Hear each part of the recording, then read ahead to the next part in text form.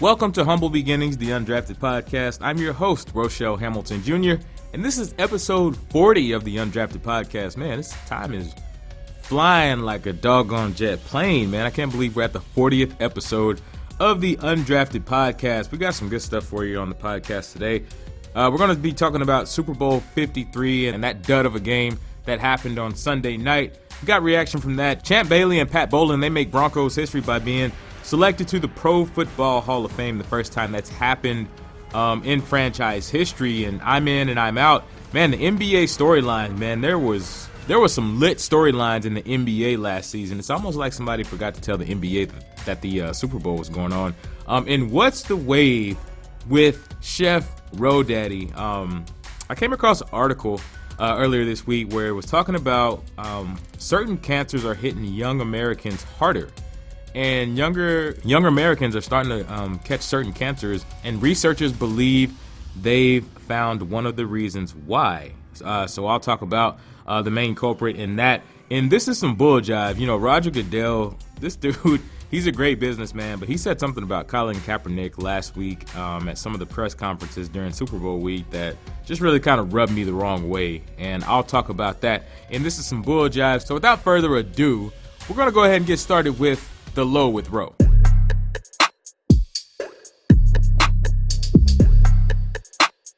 Super Bowl 53 took place this past Sunday, and it was a dud. This was by far one of the most boring games I have ever seen. It was the lowest scoring Super Bowl in Super Bowl history, and it was also one of the lowest rated Super Bowls in Super Bowl history. I think this was the lowest rated Super Bowl since the 2004 Super Bowl. And yes, I know it was a defensive chess match. I get all that, and it was brilliantly called by both squads. Wade Phillips and Bill Belichick, they're two of the best defensive minds in the National Football League.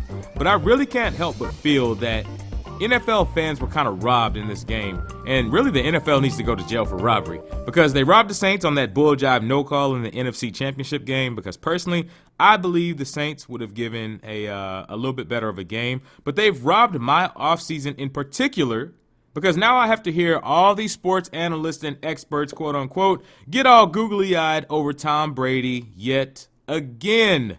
And we were robbed of 4 hours of our lives that we will never ever get back. Where is Janet Jackson's nipple when you need it? Because at least that was entertaining. That halftime show was trash. And really, for me, this NFL season altogether has been trash, but that's only because the Denver Broncos, they didn't do jack squat this year. But we're not going to go there because we really don't have time for me to get into all that. The NFL really needs to look into hiring an outside consultant or a concert planner or promoter who knows what they're doing, because these last few halftime shows have been trash. This particular Super Bowl, Super Bowl 53, was held in Atlanta. Now, Atlanta has a deep, rich place in music history, you could say. I mean, there's so many artists from so many different genres in the city of Atlanta. You know, it doesn't matter if you're talking about hip-hop, country, rock, whatever. You know, from hip-hop alone, you got artists like Jeezy, T.I., Lil Jon. They had Outkast, but they only had Big Boy, and he was only on stage for like 2 seconds. They have Andre 3000, Monica, the Franchise Boys, Jermaine Dupri. There were so many artists and I just named a few of them. There were so many artists from so many different genres that they could have recruited to do this show. And I realized, a lot of artists, especially black artists, a lot of them wouldn't have done it because of how the NFL has treated Colin Kaepernick, and that's a bed that the NFL has made, and they're going to have to lay in it. But this Super Bowl, since it was held in a city that has so much music history and has meant so much to the world of music, the NFL could have done a lot better. Maroon 5, I like Adam Levine. I think he's a great artist, but his part, it was terrible. Honestly, the last really good to great Super Bowl halftime show was Beyonce and Bruno Mars for Super Bowl 50 a few years ago. Now, that was a great halftime show. And it's funny because every year, everybody says the halftime show is trash. That's to be expected. But this year, everybody says the halftime show was trash, and everybody is right. But back to the game, though. The Rams. What in the world happened to the Los Angeles Rams? They had one of the best offenses in the league all year. The number 2 scoring offense in the league at 37 points a game that they averaged. and they looked straight up shell-shocked. Jared Goff, he had a terrible game basically all night. Well, actually, both quarterbacks had a bad game because Tom Brady, he didn't really play much better than Jared Goff. Tom Brady had that one good drive where he drove New England down the field. Then he made that pass to Gronkowski to set up the touchdown. That was really the only thing that Tom Brady did that night. Jared Goff had a QBR of 13, and Tom Brady had a QBR of 25. Now, Jared Goff, he got a little something going late in the game, but the pass rush from New England, it made him so nervous that he threw the pick to Stephon Gilmore. That sealed the deal. And it also seemed like Jared Goff just came out of the huddle locked in on one target. And generally, that's fine if you already have, a place where you really want to go with the ball. You have your one receiver where you already have a really good idea, hey, I'm going to go to this guy on this play. But when the defense would throw a disguise coverage at him or a fake blitz, instead of Jared Goff looking for his second or third target, he was trying to force the ball to his first read. And as a result, he missed guys on several plays that were open down the field. There was even one or two plays in there where he had guys open in the end zone, and he missed them. But really, that's just an inexperienced quarterback in the biggest game of his life. Honestly, I really think Jared Goff will be fine. He got shell-shocked. I mean, that's really all it is. I mean, New England, that game plan that they came with, it was amazing. You can't argue with that. The Rams, their running game was silent. Todd Gurley, he disappeared. And the Rams, now, the thing with Todd Gurley that I don't understand, the Rams, they swore up and down that his knee was healthy, which I personally believe is bulljive because Todd Gurley hasn't looked the same since he injured it, and Sunday night was no exception. Now, he had 35 yards on 10 carries, and that's about it, which that's 3.5 yards a carry, which is it's not like earth-shattering, but you can still win football games on when your bell cow running back is getting 3.5 yards a carry. I don't understand why the Rams stopped running the ball. I mean, they're normally explosive on offense, but they really couldn't get a rhythm going at all. But that's also part of that is also because they abandoned the run. I mean, they used the run to set up their play actions, their jet sweeps, and their motions to confuse the linebackers and open up plays down the field. But New England, they shut that down. But if you really looked at how New England did things, even when the run wasn't going well for them, they didn't abandon the run. They kept trying to run the ball. And the times where the Rams did catch New England slipping, they didn't capitalize. Tom Brady threw a pick on his very first pass, and what did the Rams do? They went 3 and out, and then they punted. They punted the ball 8 times in a row before they even kicked the field goal for their only score of the game. The Rams, they didn't see the red zone one time in this game. And then C.J. Anderson, he couldn't get going either. He had 22 yards on 7 carries. I mean, for an offense like the Rams, the fact that they only ran the ball 17 times, I mean, for a bell cow running back like Todd Gurley, if this is your main running back, one of the highest paid, if not the highest paid running back in the NFL, I mean, he's going to need 20 to 30 carries a game just to even get in a rhythm. And I honestly think this is one of those things where, Sean McVay said after the game he got out-coached. I'm not sure Sean McVay got so much out-coached as he just started out-thinking himself. He got to where he was just out-thinking himself and tried to do too much. He tried to get too fancy, wanted to pass the ball too much. And in a game like that, you got to ground and pound. You got to run the ball, especially with the way the Rams offense is set up. Now, New England, they had Jared Goff antsy, and they had him seeing ghosts in the passing game. There was even a few plays where he had a man open down the field, like I said earlier, but he couldn't see him. The Rams, they just did not handle business on Sunday. They just didn't. The Patriots, they weren't much better until the fourth quarter. And honestly, I'm not going to spend a whole lot of time talking about the Patriots because every single media outlet will talk about the Patriots at length in the coming weeks. But the question I do have is, how in the world did Julian Edelman get Super Bowl MVP? I mean, I get it. He gave the Rams defense that work. 10 catches at 141 yards. I get all that. But in a game that was so defense-dominated, how did a defensive player not get MVP? So I guess we just going to overlook Dante Hightower's 2 sacks, 3 quarterback hits, 2 tackles for loss, and a pass breakup, huh?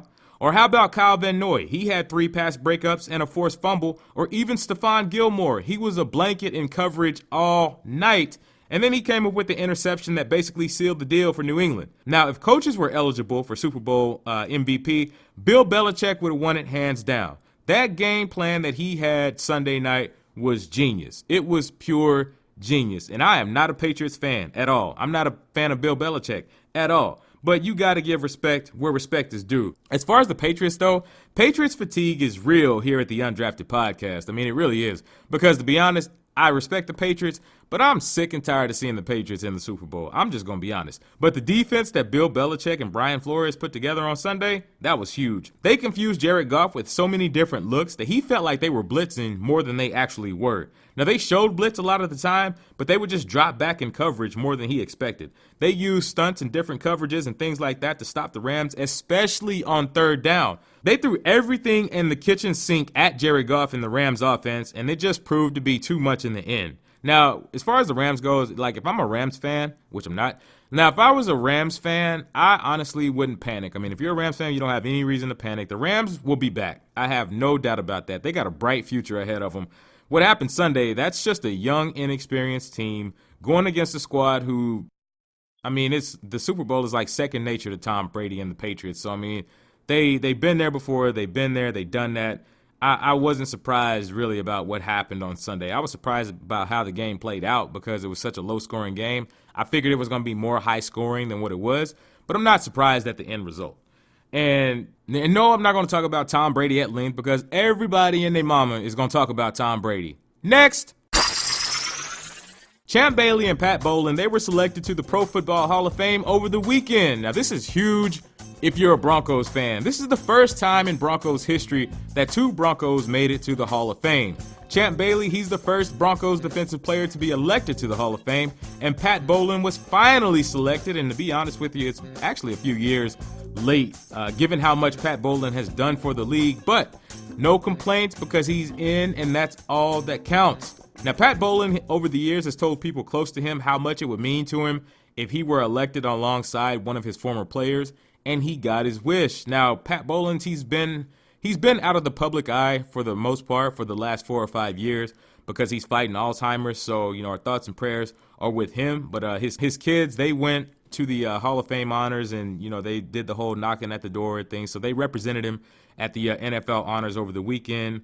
And it's some interesting things going on with the Broncos right now because of the trust. And, Pat Bowlen, he stepped away from the team, so now he's got a trust in place. And they're trying to work out all the kinks about, passing along ownership duties and things like that to one of his 7 children. So that whole deal is kind of up in the air. It's tied up in the courts right now. So it's a little messy, but in the end, it's going to work out. Now, back to this whole deal, though. Mr. Bowlen and Champ Bailey, they joined Kevin Mawae, Ty Law, Ed Reed, Tony Gonzalez, Johnny Robinson, and Gil Brandt in the Hall of Fame class 2019.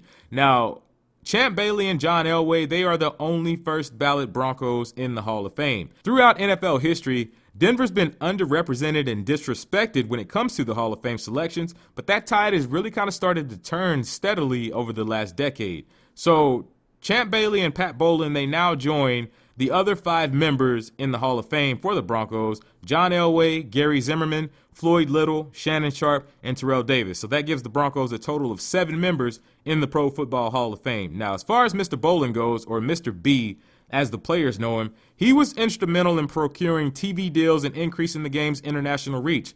The Sunday Night Football on NBC program exists in large part because of Pat Bowlen. He was one of the primary forces in getting that whole contract together and bringing football back to NBC after a few decades of them being out of it.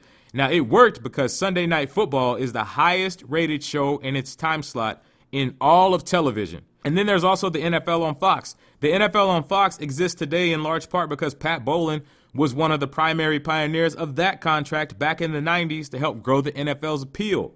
Pat Bowlen served a combined 91 season on 15 different NFL committees, and since he purchased the Broncos in 1984, the Broncos have as many losing seasons in 35 years as Super Bowl appearances, which is 8. He was the first owner to record 300 wins in his first 30 years, and under his leadership, the Denver Broncos have the 4th highest winning percentage across all American professional sports.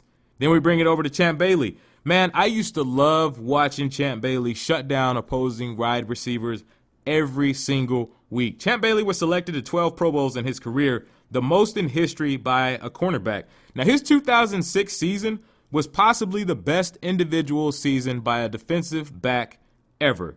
Check these numbers out from his 2006 season. He was thrown at 35 times. He allowed 4 completions. 4.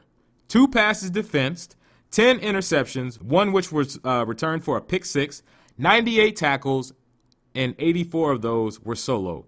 Those are insane numbers for a defensive back in a league that passes the way that quarterbacks pass in the NFL. Back when Champ Bailey was playing, Broncos fans had a saying that went 70% of the earth is covered by water, the rest is covered by Champ Bailey. This brother was a bad man. Now, I don't wear jerseys like I used to back when Champ was playing. I mean, I just really don't see the point in them anymore. It's a rare occasion that I'll wear one, but I don't even have jerseys like I used to. Actually, I had to give away all my jerseys because they're too big now. So I don't have any jerseys right now. But back when Champ Bailey was playing, I had all those jerseys. I had all 3 versions of Champ Bailey's jersey. I had the orange home jersey, the white visitor jersey, and the blue alternate jersey. Because not only was Champ Bailey a monster against the pass because he had sticky fingers and he was a thief, but he was a complete football player. He defended the run just as good as he defended the pass. He tackled in space, and he was a great tackler. See, Champ Bailey tackled at the legs. Whenever dudes were getting the open field, he would tackle at the legs. You know, he got down where the action was. You know, our coaches used to tell us that whenever it comes to tackling. Man, look, you tackle them low. And I know in the NFL sometimes you can't do all that because of, you know, the rules and things like that. But, you know, football at its basic, you tackle at the legs. You get down where the action is, and that's what Champ Bailey did. He didn't do all this arm tackling bulljive and trying to go for the big hit. No, get him on the ground and get him on the ground ASAP. And Champ Bailey, he wasn't a loudmouth like Richard Sherman or Josh Norman. He just played ball, and he shut dudes down, and he let his play do all the talking. So, as you can tell, man, I'm hyped for both of these men, especially since, you know, they're members of the Broncos organization. These are 2 well-deserving men getting football's highest honor. I honestly just wish Champ Bailey would have gotten a Super Bowl ring in his career. That's the one thing that I wish Champ could have gotten. But, you know, at the end of the day, he still got this, and he was a great football player. So with these 2 fellas making history with their selection, this almost certainly means the Broncos will be playing in the Hall of Fame game in early August. Let's see what's up, and I'm in and I'm out. The NBA clearly didn't get the memo last week that the Super Bowl was coming because it was not lacking in storylines and soap opera in any form during Super Bowl week. And the sports world would like to thank the league for the major favors and kept folks glued to the news wires. Now, this is what happened last week in the NBA. It was lit. Capital L-I-T. Anthony Davis made his trade request public. The Knicks, they traded Kristaps Porzingis to the Mavericks. Kyrie and KD to the Knicks picked up major buzz coming up this offseason. Bron, he returned from injury after 35 days. Anthony Davis's dad made headlines because he went out and went on a rant. Basically said that Anthony Davis wasn't signing a long-term contract with Boston amongst all the speculation. And it was just all this stuff going on. Now, I don't have time to go down this list and say which ones of these I'm in and out on individually, but I'm 100% in on the NBA having this many moving parts. Now, the NBA is gaining in popularity, and they've seemed to really strike a big chord with the younger population, which is huge for the game moving forward. Now, the Lakers and Anthony Davis story is obviously the biggest one out of all these. Last week, the Lakers presented 5 trade scenarios to the Pelicans for Anthony Davis, and the Pelicans basically said, nah, we good. Then, earlier this week, according to Brad Turner of the LA Times, on Monday, the Lakers sweetened the deal, and they offered cap relief for New Orleans by offering to take Solomon Hill for Lonzo Ball. Then they offered up Kyle Kuzma, Brandon Ingram, Lance Stevenson, Rajon Rondo, Michael Beasley, and 2 first-rounders. Good God. Then Tuesday rolls around, and it was reported that the Lakers pulled out of trade talks altogether because the Pelicans wanted too much. First, it was saying they were wanting 4 draft picks. Then it went up to saying that the Pelicans possibly wanted 6 to 8 draft picks on top of the players that the Lakers were willing to send. And it's just like, dude, yeah, that's not going to happen. Now, it sounds crazy, but really what Dell Demps in New Orleans is doing, they're making the asking price so high that basically the Lakers or anybody else really has no choice but to walk away. Well, the Lakers specifically right now. Now, Stephen A. Smith, he brought up a really good point on First Take the other day when he was talking, because he said, according to his sources across the league, Dell Demps and the Pelicans are more concerned with the precedent that will be set if they give Anthony Davis what he wants. Now, they're more concerned with this happening across the league where superstar players don't play out their contract and then not only force their way out of town, but force their way to the city or the team of their choice. Now, if Dell Demps and the Pelicans, if they were to buckle to these demands, there's a really good chance that Dell Demps specifically would lose his job. Then when you get into all the specifics of small market teams' bargaining power against large market teams, that whole deal can get really, really messy. Now, this is the biggest reason that, as exciting as the Anthony Davis trade to the Lakers sounded, I really don't think it's going to happen, especially not by the trade deadline at 3 p.m. later today. I really don't think it's going to happen. Then when you consider that the Pelicans, they really don't have to do anything before July 1st when Boston can get involved, then it gets really interesting because Boston, they've got better assets, and Danny Ainge, he's reportedly willing to do what it takes to get Anthony Davis from the Pelicans. But the problem for the Boston Celtics are, it's already been reported, Rich Paul and Anthony Davis's dad has made it well known that he's not going to sign a long-term deal with the Celtics. So, man, it's a big mess right now that's up in the air. And the Pelicans, they're in the driver's seat here because there's going to be no shortage of teams willing to offer up a deal with them for a 25-year-old superstar. I mean, the question really for these other teams is, do you risk making this huge trade for essentially what could actually turn out to be a one-year rental for Anthony Davis, knowing that he truly wants to play for the Lakers and play with LeBron, and hope that you can convince him somehow to change his mind along the way? Or do you just hold on to what you have and build your squad another way? Because the free agent class this year is going to be deep. You got guys like KD, Kyrie, Kemba Walker, just to name a few, who are going to be available. Then, a lot of times what happens is, teams look at Paul George and what he did over in Oklahoma City. At first, he wanted to go to the Lakers, and then he gets to Oklahoma City, gets to playing with Russell Westbrook, and figures out that he really loves playing in that system, really loves playing alongside Westbrook. Then he changes his mind. So teams may actually be tempted to think that, hey, maybe that could happen here. But if you really look at the history of deals like these, Paul George is more so the exception than he is the rule. So for me, it looks like to me Anthony Davis is going to wind up with the Lakers at some point. He may have to take a detour to get there. He may have to do like Brett Favre had to do back in 2008 when he made it known he wanted to go to Minnesota, and Green Bay was like, bro, we're not sending you to Minnesota. We're not going to send you to somebody in our division. We're not going to send you where you want to go. If you want to leave us, you want to leave me. But then you want to tell me that you don't want to be with me no more, but you want me to send you where you want to go. No, that's not going to happen. So Green Bay, they sent Brett Favre to the Jets. He played that 1 year for the Jets. Then he wound up back in Minnesota. So it looks like this might be that kind of deal where Anthony Davis, the Pelicans, they're kind of hurt. The pride and ego takes a little bit of a bruise. They're hurt that he's saying that he don't want to play there anymore, and they're going to make it as hard as possible for him to get what he wants. So he may have to take a detour. He may have to go play somewhere else for a year, and after next season, when his contract is up, then winds up over in Los Angeles with the Lakers, which to me, I honestly think that's what's going to happen. I don't really see the Pelicans giving this dude what he wants. I mean, that's just like if I'm in a relationship and a woman tells me she don't want to be with me no more. Well, I'm not about to help you pack up your things and then take your stuff over to your new boyfriend's house. No, you gonna pack your stuff up and you gonna get out, and I'm not gonna help you. I'm not gonna help you, and I'm definitely not gonna send you somewhere where you want to be. I'm gonna kick you out the house, but I'm not gonna send you somewhere where you want to be. So if you want to leave, leave. But anyway, back to sports. Anthony Davis, he's going to wind up in Los Angeles at some point. The question is by what means and when?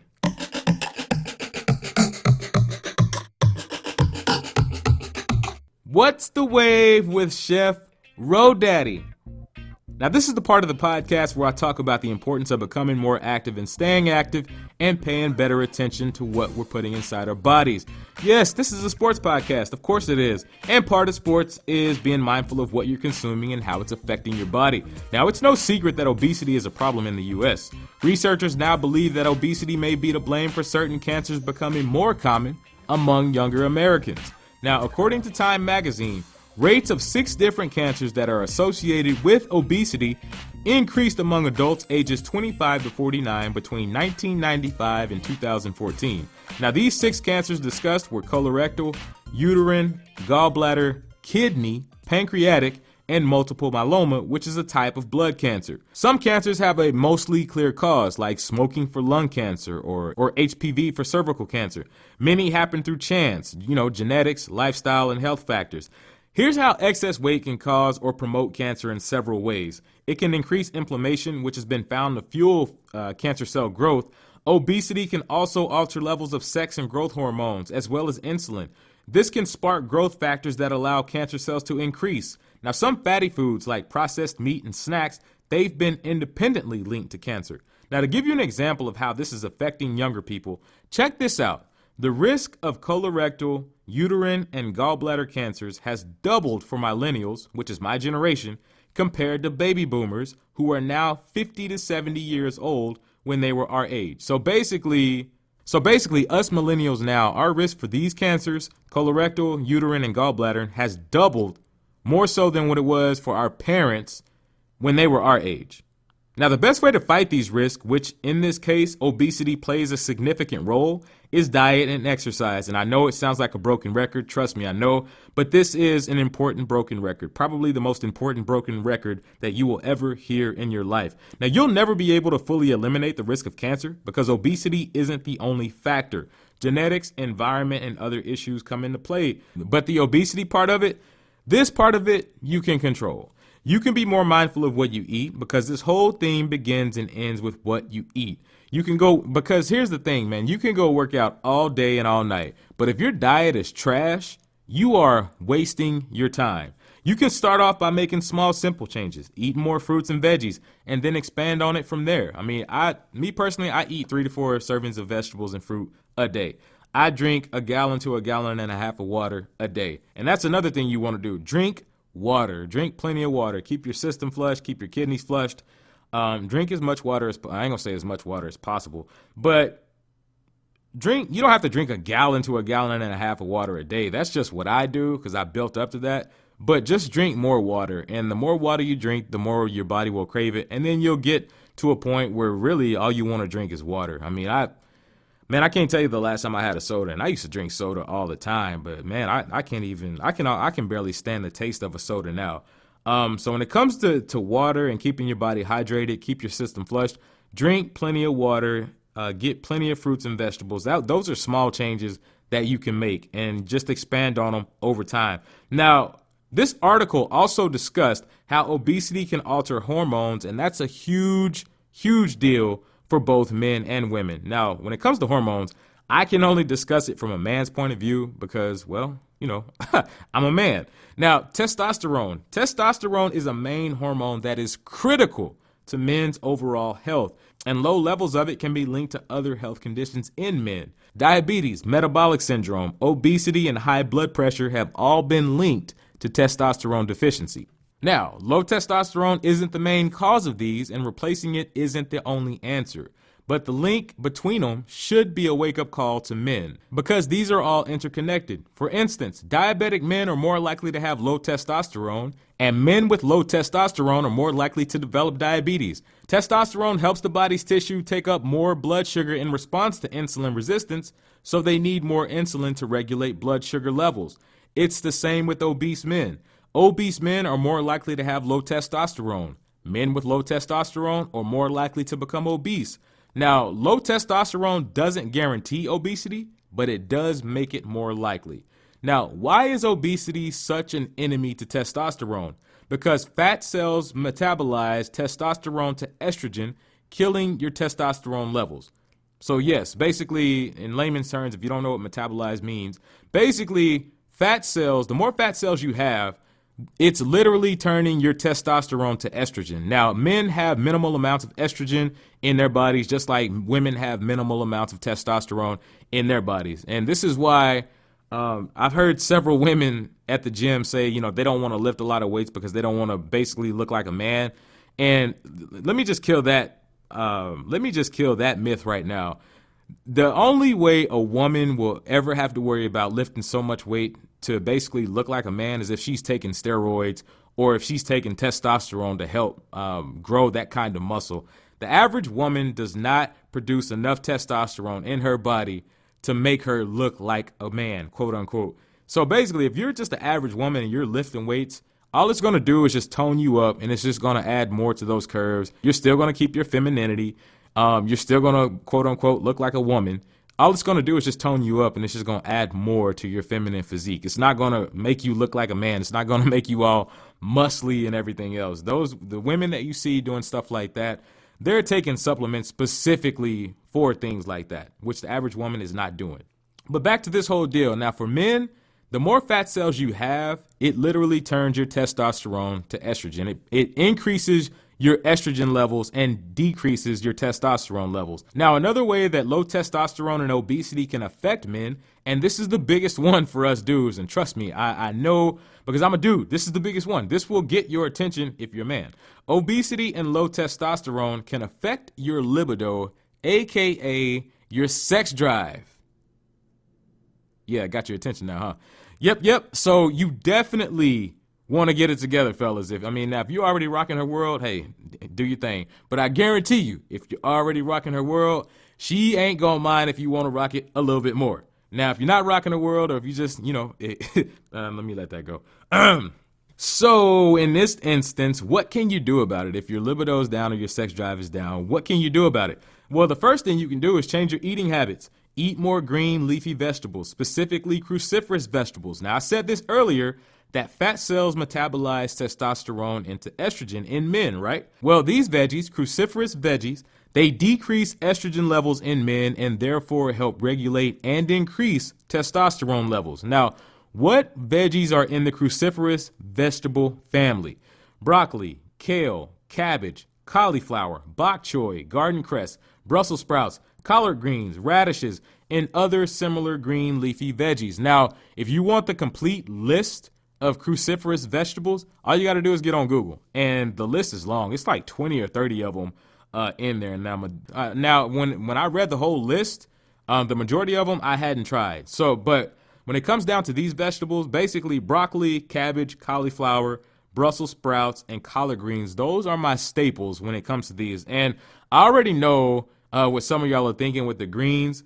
No, you can't season them with, salt pork and all this other stuff that, people put in there with them. As much as it may taste, as good as it may taste, you can't season them with salt pork and all that other craziness. That defeats the purpose. But what you can do is season them up with onions and jalapenos like I do, or some people even cook them in broth.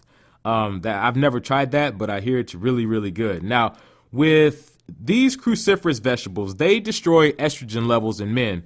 So therefore, because they destroy estrogen levels in men and help increase testosterone, they aid in muscle gain, especially in lean muscle gain and in weight loss. Whether or not you're eating cruciferous vegetables or some other type of vegetable, when it comes to veggies, eat vegetables with every meal, or at least 3 to 4 servings a day. Get as much vegetables in you as possible. And here's the thing with vegetables, why you want to eat so many of them.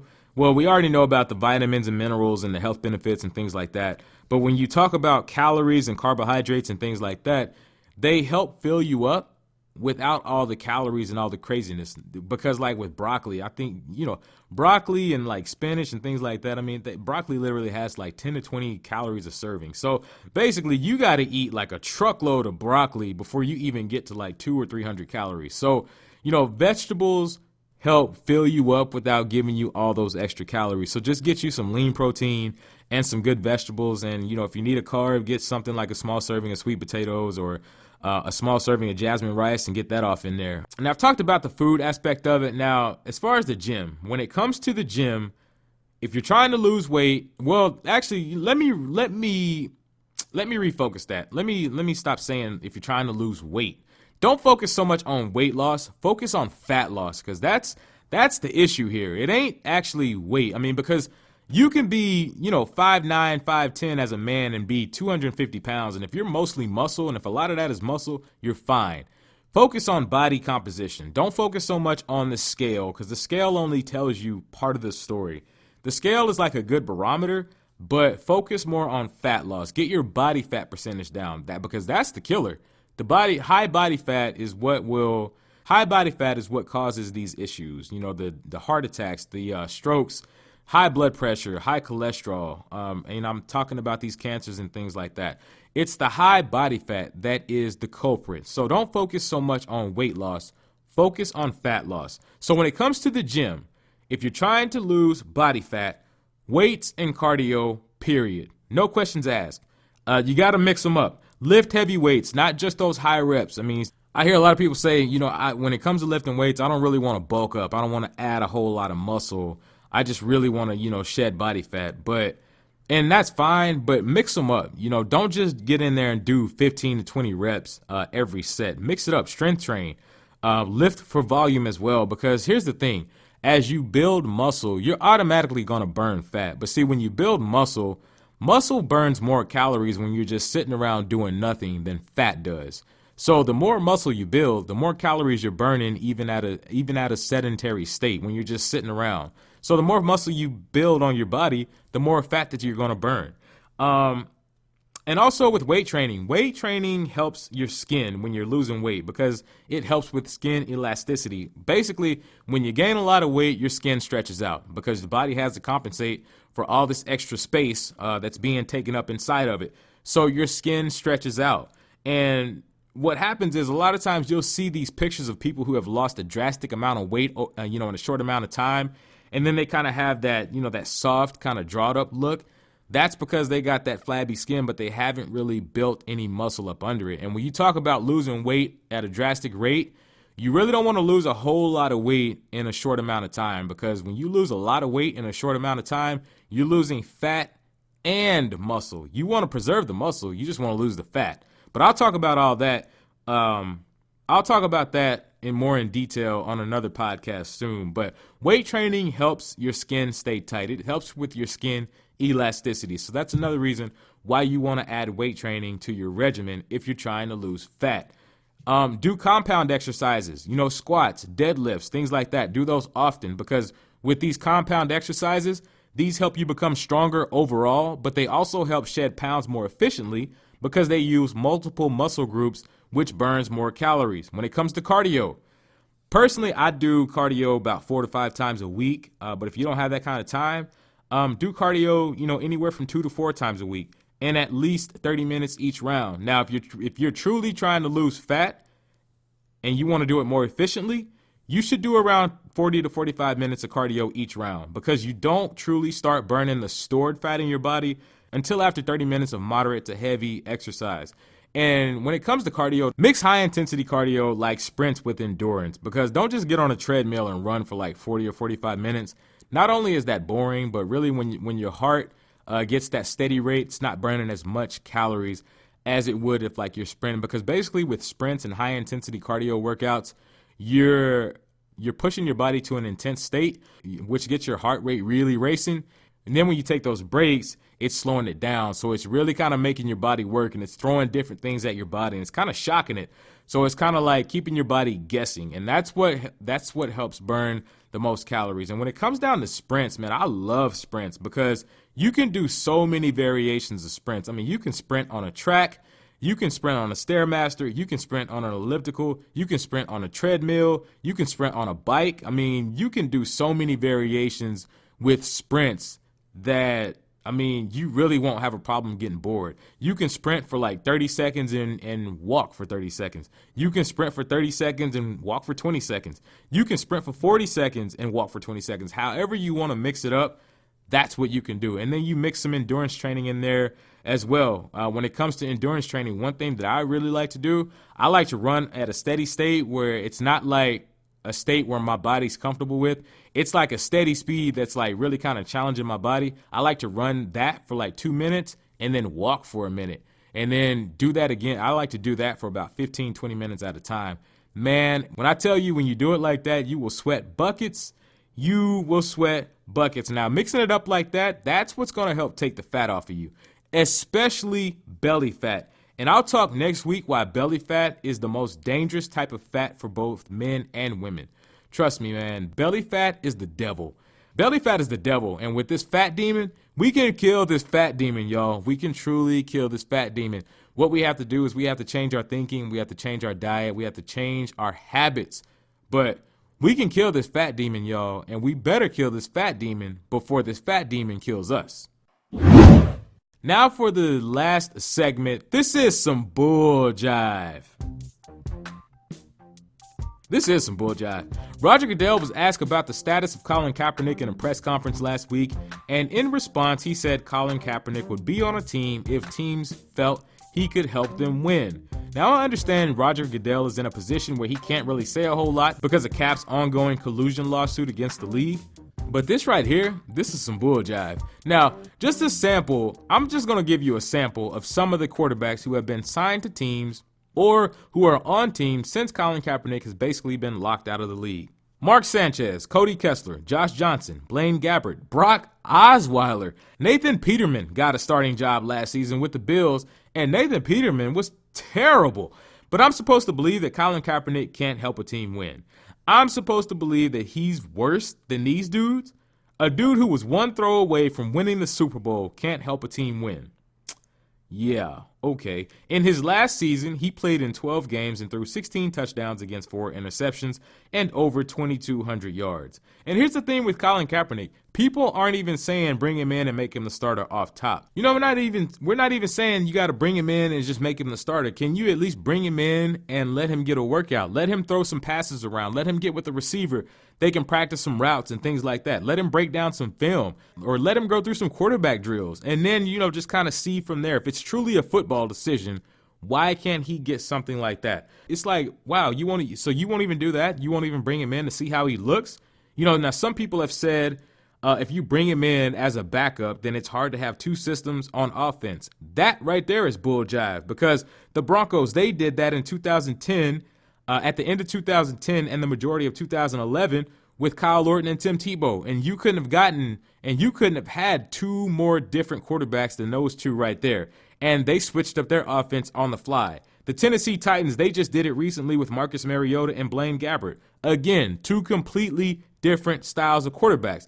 Here's the thing. Teams will adjust to guys when they need to.